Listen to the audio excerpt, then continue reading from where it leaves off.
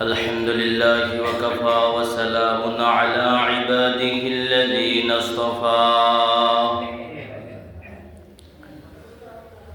أما بعد فقد قال الله تعالى في كلامه المجيد وفرقانه الحميد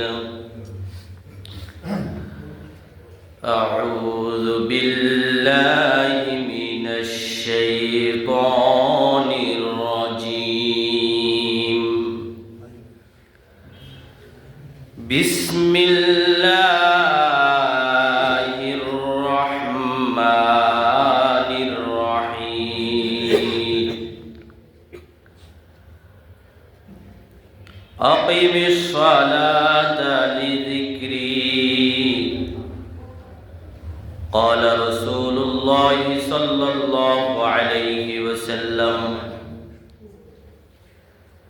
مفتاح الجنة الصلاة اللهم صل على روح محمد في الأرواح وصل على جسد محمد في الأجساد وصل على قبر محمد في القبور اللهم صل على محمد وعلى آل محمد كما صليت على إبراهيم وعلى آل إبراهيم إنك حميد مجيد اللهم بارك على محمد وعلى آل محمد كما باركت على إبراهيم وعلى آل إبراهيم إنك حميد مجيد لا إله إلا الله لا إله إلا الله زبان खोले لا إله إلا الله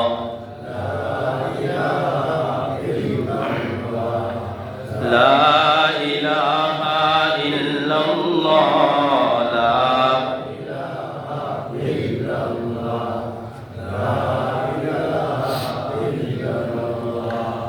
لا إله إلا الله لا إله إلا الله আসমানে আল্লাহ জমিনে আল্লাহ উপরে আল্লাহ নিচেতে আল্লাহ ডানে আল্লাহ বামে আল্লাহ লা ইলাহা ইল্লাল্লাহ লা ইলাহা ইল্লাল্লাহ লা ইলাহা ইল্লাল্লাহ লা ইলাহা ইল্লাল্লাহ মুহাম্মাদুর রাসূলুল্লাহ সাল্লাল্লাহু আলাইহি ওয়াসাল্লাম সাল্লাল্লাহু আলাইহি ওয়াসাল্লাম সাল্লাল্লাহু আলাইহি ওয়াসাল্লাম আরবি সালের হিজরি সালের 1446 এর রজব মাসের 16 তারিখ তৃতীয় জুমা আদায় করার উদ্দেশ্যে আল্লাহর ঘরে আল্লাহ পাকের মেহমান হওয়ার তৌফিক দিয়েছেন সকলে বলে আলহামদুলিল্লাহ আলহামদুলিল্লাহ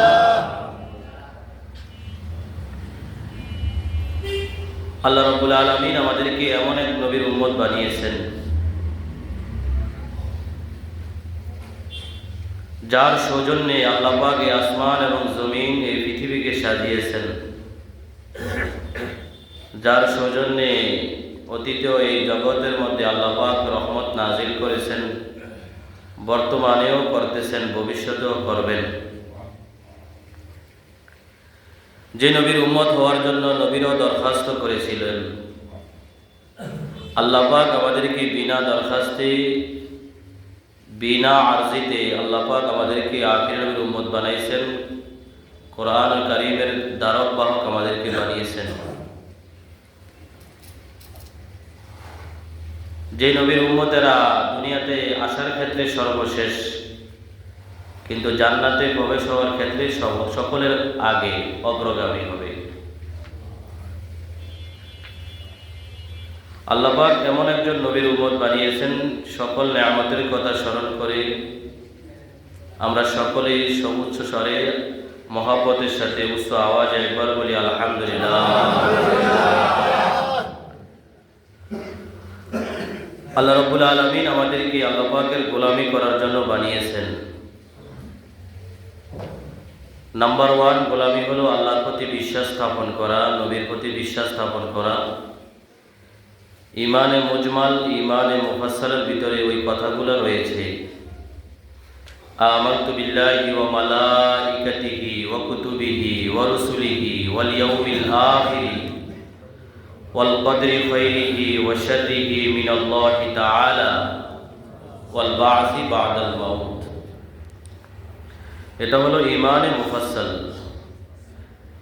ইমানে মুজমাল, আমানতু বিল্লাহি কামা হুয়া বিআসমাইহি ওয়া সিফাতিহি ওয়া ক্বাবিলতু জামিআ আহকামিহি। আল্লাহ পাকের যত গুণাবলী আছে, আল্লাহ পাকের জাত, আল্লাহ পাকের সিফাত, আল্লাহ পাকের কুদরত, ক্ষমতা, কুওয়াত,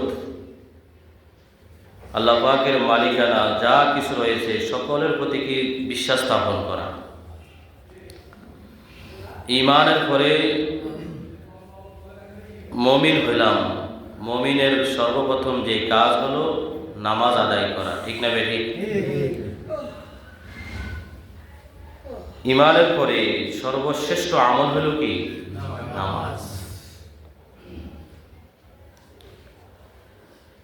আল্লাহ রাব্বুল আলামিন কোরআন শরীফের যত জায়গায় নামাজের কথা বলেছেন, নামাজ কায়েম করার কথা বলেছেন, নামাজ প্রতিষ্ঠিত করার কথা বলেছেন। নামাজ প্রতিষ্ঠিত করা, নামাজ কায়েম করার এর অর্থ কি?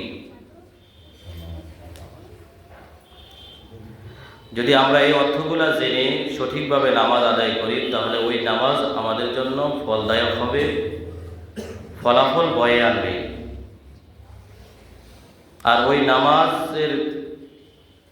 নামাজকে কায়েম করার যে অর্থগুলা রয়েছে, এগুলা যদি আমরা উপেক্ষা করি, সুন্দরভাবে নামাজ আদায় না করি, কিয়ামত পর্যন্ত সেজদা দিলেও কোনো কি হবে না, লাভ হবে না। এই জন্য আজকের এই বৈঠকে সংক্ষিপ্ত পরিসরে নামাজ কায়েমের কয়টা অর্থ হতে পারে এই বিষয়গুলো আলোচনা করব। আর এই নামাজের আলোচনা এটা সময়ের দাবি। আরবি মাস কোন মাস? সকলে বলেন কোন মাস? রজব মাস। আরবি তারিখের হিসাব গণনা করা মুসলমানদের জন্য ফরজে কিফায়া। এই রজব মাসে নামাজের মতো হাদিয়া নবীর মাধ্যমে আমরা পেয়েছি। আল্লাহ রাব্বুল আলামিন আল্লাহ নবীকে আল্লাহ পাকের একেবারে কাছে নিয়েছিলেন, ভ্রমণ করিয়ে পৃথিবীর আর কোনো মাখলুক এই ফজিলত অর্জন করতে পারবে না। মেরাজের ঘটনা এই রজব মাসে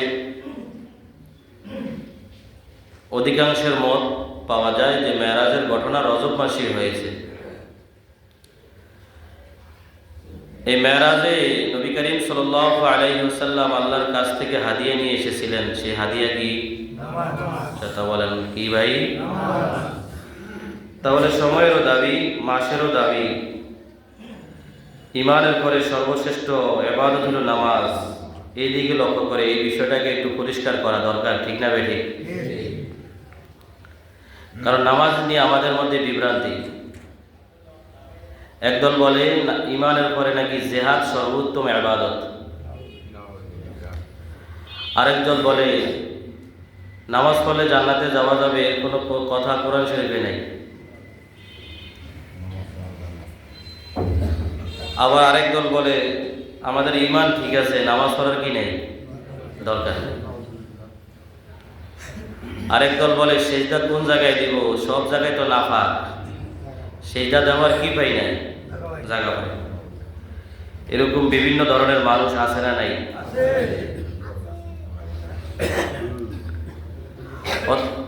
অথচ এই নামাজের কত বড় ইবাদত আমার নবীকে আল্লাহ পাক হাদিয়া হিসেবে দিয়েছেন। হযরতে মুসা আলাইহিস সালাতু ওয়াস সালামের সাথে যতবার দেখা হয়েছিল তিনি সুপারিশ আল্লাহর দরবারে সুপারিশ করার জন্য বলছেন কি বলে নাই? অনেক লম্বা ঘটনা।